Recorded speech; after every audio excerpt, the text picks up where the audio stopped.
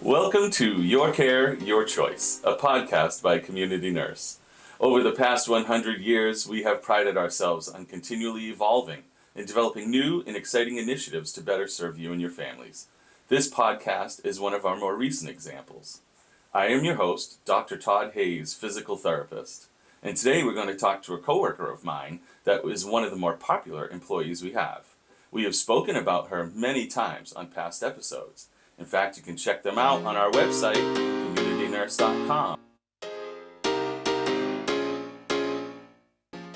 I am pleased to introduce you to our very own dietitian, Barbara Canuel. Welcome, Barbara. Thank you. Barbara received her undergraduate degree in food science and nutrition from the University of Rhode Island and obtained her master's degree in public health from Boston University. Barbara has 30 years of clinical experience, with about 20 of those working with one-on-one with patients to identify community resources to promote their health in light of various medical and social concerns, while also creating personalized plans that help our patients fall within their specific needs and practices. All right, Barbara, let's get to it. There are people everywhere telling you what to eat, what not to eat. These are superfoods. This is the diet plan to the stars. This will detox you. You know, what is this skinny there? Can we talk about the basics? Absolutely. Can we just get started with the real solid information about the main components of nutrition? Absolutely. Unfortunately, with all of the information available through the internet and social media, not all of it is good, valid information. Oh my gosh. So just starting with the basics, we have our three major macronutrient groups. Yep. Carbohydrates. Oh, those are evil. No, they're not. No? So carbohydrates are the basis of energy for the human body. Oh, that sounds good. Yeah, and truly, our bodies do need a variety of different sources of carbohydrates. What we've been challenged with is that a lot of what is offered through high fructose corn syrup and corn syrup solids as the evils, we're getting a lot of empty calories from those types of carbohydrates. And those are more of what, your simple sugars? Is that? They are more of the simple correct? sugars, and those are more of the additives that are used by different food manufacturers, which they're not the great nutrients. So thinking about carbohydrates, we do have simple sugars, and we also have our complex carbohydrates. And complex carbohydrates are the nutrient powerhouses for the human body. And what are some examples of a complex carbohydrate? What does that mean? Multigrain breads, brown rice, whole wheat products, whole wheat pasta, just getting our natural grains also. We have quinoa, farro. There's all sorts of different kinds of whole grains that are available on the market. I enjoy the quinoa. It's awesome. That could be good. Yeah, it's awesome. Those sort of are the less processed they're whole. foods, right? Yep, they're That's what whole you mean by foods. whole grains. Mm-hmm. No one's run them through the mill and made them look pretty and nice and shiny for us to Correct. eat on our cupcakes or whatever. Right. And it's kind of funny where with some of the processed foods, the white pasta, a lot of those end up with nutrients being added back to them that have been stripped away in processing. So it might as well just get it natural. Seems like nonsense. Yeah. Why would we do that? All right. Well, talk to us about one of my favorites, fats. Okay, so fats are also one that can be kind of touchy for what we're doing. Well, those are evil. They have a lot of calories. Per gram, every gram of fat that we eat is worth like 9 calories, which is the most calorically dense. And that's almost twice. It is. As much It's more as than twice. carbohydrates or protein. right? Those Mm-hmm. are about the same. Mm-hmm. Wow. So you got to eat those sparingly. Eat them sparingly. If They we are look so at yummy. some of our heart-healthy diets, we recommend limiting added fats to like 1 to 2 tablespoons per day. It's a challenge. That's not a lot. It is not a lot. Yikes. Right. Yikes. So what are good fats? So How do I know the difference? Right, that's a great question. So if we think about good fats versus bad fats, our bad fats tend to be more solid at room temperature. So if you think about lard, bacon fat, the trim on meat, butter, those are all solid at room temperature, and those are our saturated fats. What if I put it on popcorn? It's still saturated. But it is so good. So we have to be careful with those. We do. We want to try to limit our intake of saturated fats as much as we can, mainly because in the realm of heart disease, saturated fats tend to raise our total cholesterol levels and they raise our LDL or bad cholesterol. So And that's what forms those plaques on the inside of our arteries, right? Which it causes is. the blood pressure Blockages. problems and yikes. So in terms of good fats, we have our monounsaturated and polyunsaturated fats, which come in the form of olive oil, canola oil, peanut oil, safflower oil, corn oil. We also have all of our omega-3 fatty acids, which can be from salmon. We can also get them from almonds and walnuts. So there are great ways that we can get healthy fats, but we still need to be careful not to overdo it. You can still overdo the calorie count with those. Absolutely. They come quickly. I remember when I worked in the gyms in my early days, we'd eat cans of tuna for our omegas. Right? Nice source of protein. Nice source of protein. Of good fatty oils. Now, what about seed oils? I hear some about that maybe the grapeseed oil and such aren't good for you. Is that more of the mud out there? I would say it's more of the mud. Okay. If we're doing things in moderation, if you're Right. having, no more than 1 to 2 tablespoons in the course of a day and you're choosing those healthier alternatives, we don't need to be overdoing it. So everything in moderation. We have good carbohydrates and bad carbohydrates. We have good fats and we have bad fats. What about protein? Protein's good. Protein is really important. I consider protein to be the body's unsung hero, quite honestly. Really? It has so many jobs that it plays in the human body. And I find that as people age, protein intake actually begins to decline for a number of different reasons. Some of it's chewing concerns, some of it's not wanting to cook for one. But protein it works with antibodies. It's part of every enzyme, helping chemical reactions happen in the body. It helps to maintain hair and nail strength. It just has all sorts of jobs that it's responsible for. So what are some examples of good proteins? So good proteins Or would the be, best proteins? well, truly protein in any form that we can get it that's healthy is great. So we can certainly do anything from chicken, fish, lean beef, eggs. We can also get protein from a lot of our different dairy foods, Greek yogurt in particular, cottage cheese. We also get protein from nuts, and we were talking about quinoa before. Quinoa is a pretty great source of protein as well. Oh, really? I didn't realize. Now, that's interesting because I know coming up in the fitness industry way back in the day, there was a lot of talk about vegetarians and how, if you're going to get stronger and be stronger, you had to eat meat and you had to have these big protein boluses. But we can get proteins from other vegetables as well, right? You can, but it's much more of a process. If you're looking at plant-based protein sources, you do not get anywhere near as much protein in a serving size as you do if you're sitting down to a portion of meat. As example, if you eat a piece of meat, chicken, fish, that's about the size of a deck of cards, you have 21 grams of protein. Oh, wow. If you eat about half a cup of beans, you have 8 to 9 grams of protein. So we have to eat a lot more. Well, it's just that you have to be more mindful of what you're doing and making sure that you're getting in enough to support the needs of your body. That's excellent. So, what about drinking water? I saw on the Today Show years ago that they said we get enough water in our vegetables and in our coffee and other things we drink and eat. Do we really need to drink a lot of water? And how much water should we be drinking?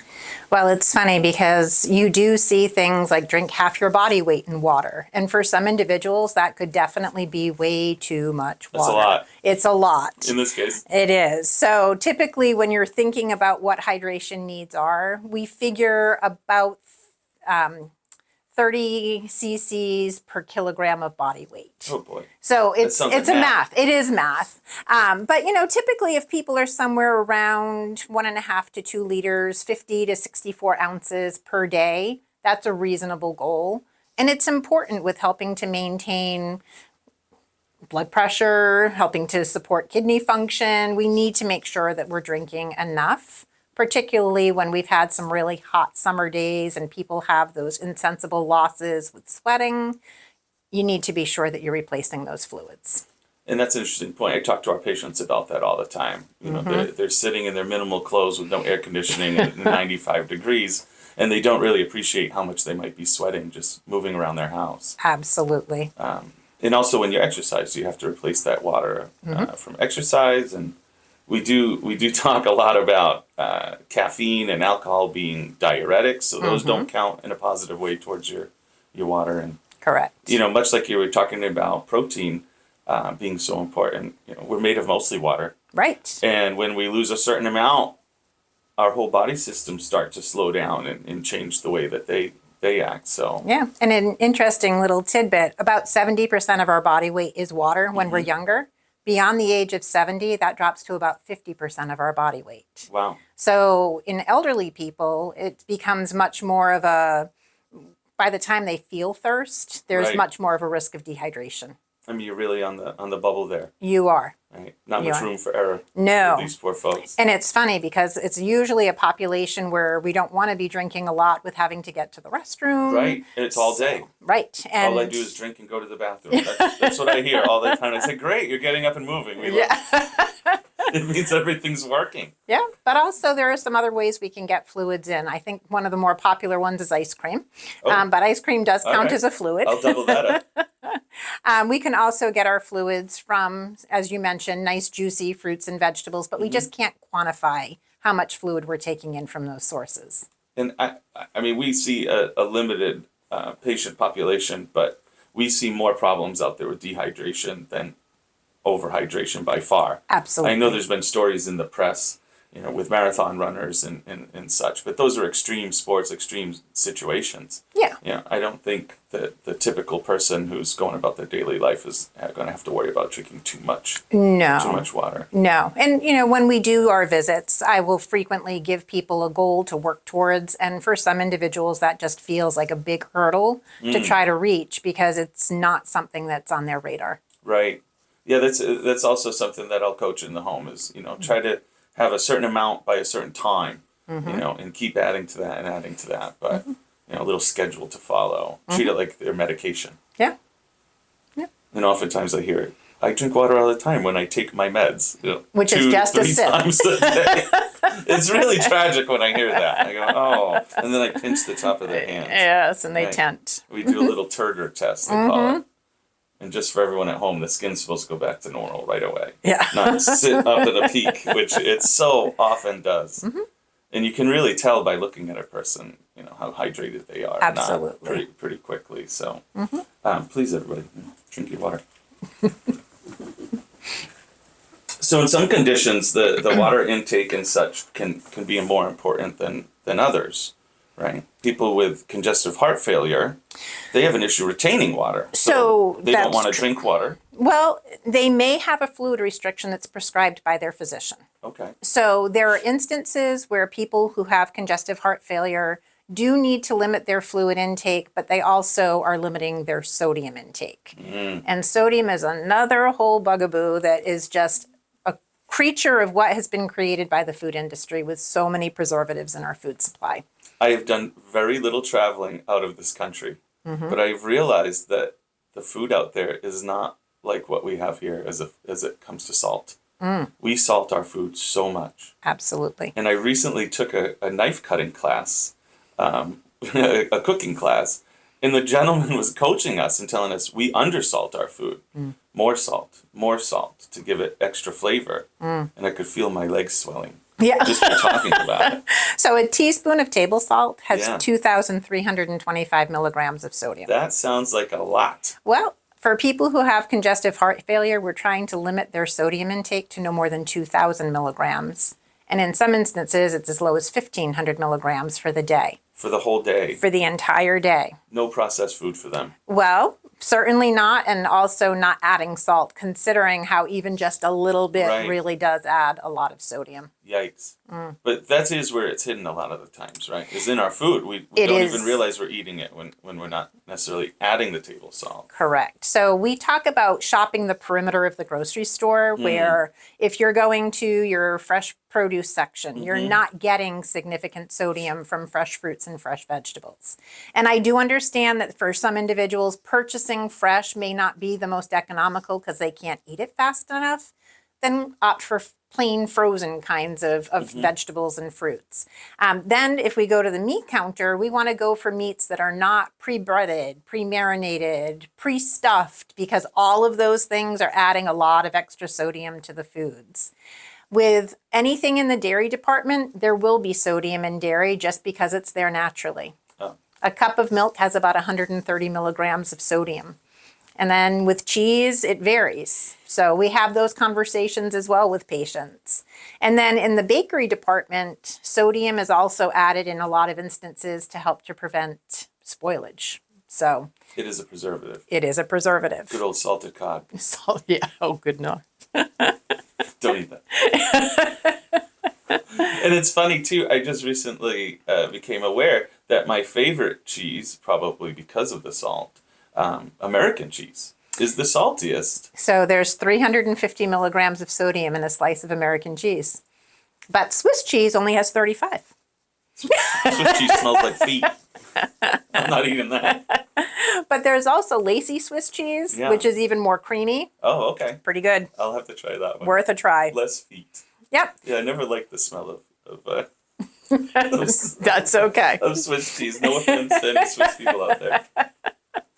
So, with congestive heart failure, one of the problems we're looking at with the water and the salt is the weight gain, right? Correct. So the salt retains the water or causes the body to retain the water? It does. So when we have meals that are more salty, the body does tend to draw fluid towards retention. We do encourage people to weigh themselves every single day, try to get weighed first thing in the morning. And we look for red flags of a 2-pound weight gain in a day or a 5-pound weight gain in a week. And if that's the case, we need to address that before we're really in trouble with cardiac function. Now, before people get too upset out there, this is not a weight loss situation. This is right? not. The added water in the body system causes overload for the heart. Correct. And the heart is already struggling to keep up. So in this condition in particular, it can be dangerous. Correct. To gain 2 or 3 pounds. Absolutely. Right? In a day. 2 pounds in a day, 5 pounds in a week.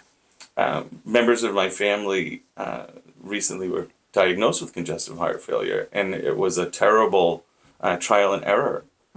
Finding out what aspects of their life really contributed to their salt intake. And they like to go out and have soup every once in a while. She would eat popcorn at the pub, and when she's playing Keno. And in a very ironic situation, my wife and I had gotten home from vacation. We were talking to this person. We said, "Oh, you have to be careful.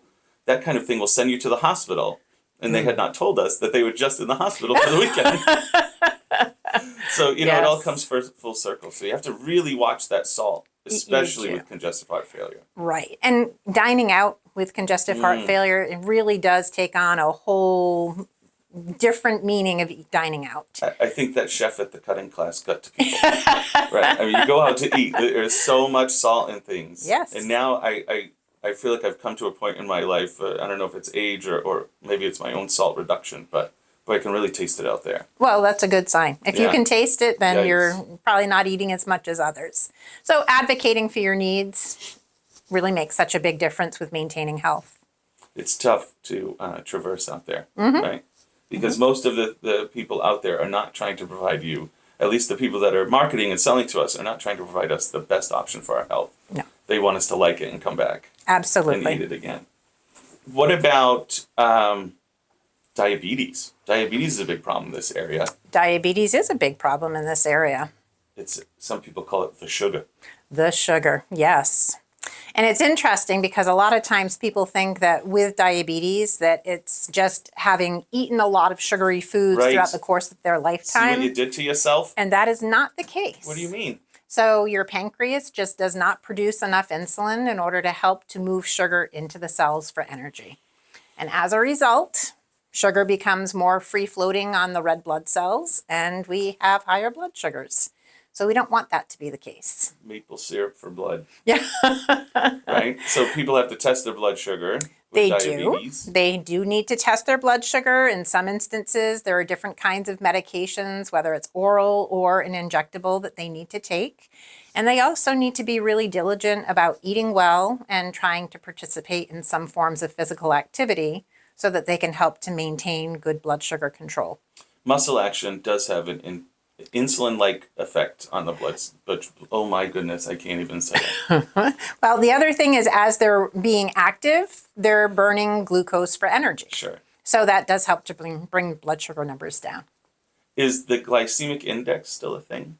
Do people use that? The glycemic index really was a big thing when it came to all of the different low-carb diets.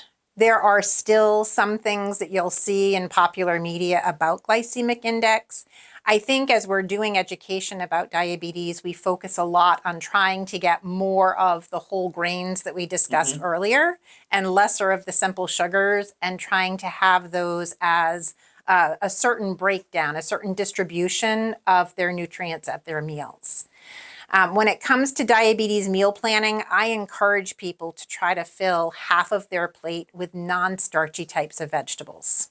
So that eliminates the corn and the peas and the butternut squash and lima beans as a half plate filler. A quarter of the plate should be their lean protein. So as we were talking about protein earlier, if we're doing chicken or fish or lean beef or a pork chop in that quarter of our plate, that's ideal.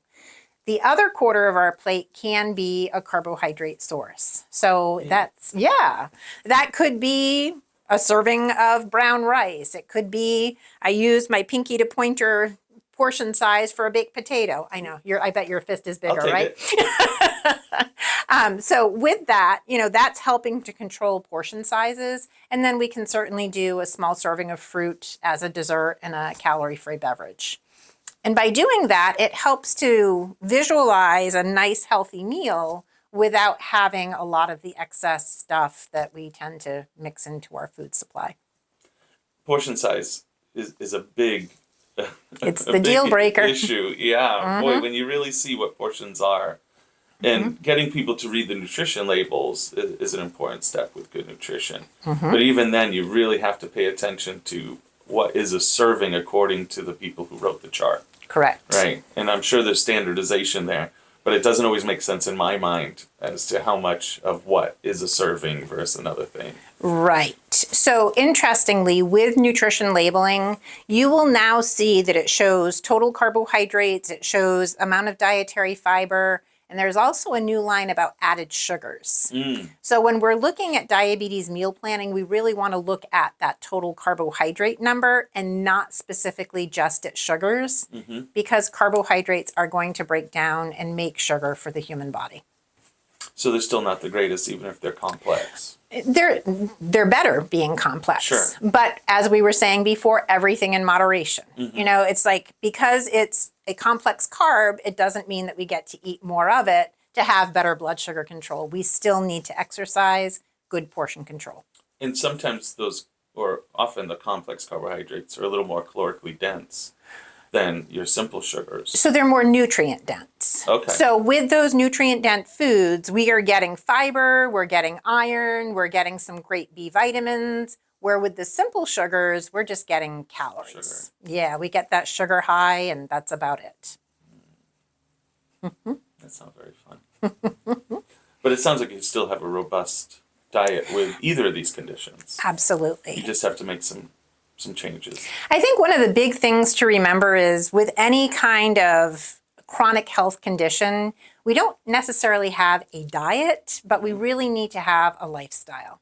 So if we can maintain those good, healthy, balanced meals as a regular part of our lifestyle, we can maintain excellent blood sugar control in conjunction with medication management, exercise. It's like putting all the pieces of a puzzle together.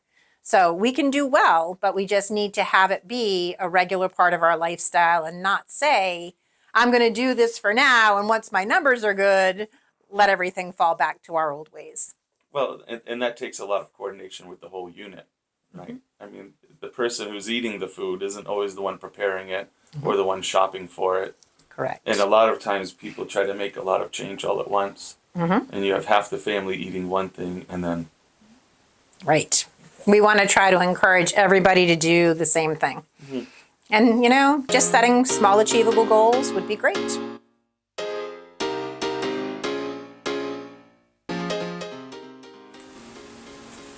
Well, Well, thank you, Barbara. That was a lot for us to chew on. Haha, good food for thought. So remember, everyone, when it's time to choose a home care provider, choose Community Nurse of Fairhaven and we'll get you through. And as always, let us know how you like the podcast by commenting below where available. And please don't forget to subscribe to our channel and follow us on the socials. Thank you for joining us on Your Care, Your Choice. We hope you will soon check out our next episode anywhere you download your podcasts, or again on our website, communitynurse.com. In the upper right of the page, drill down on the resources media link and click the podcast. So until next time, let's all try to do a little better together each and every day.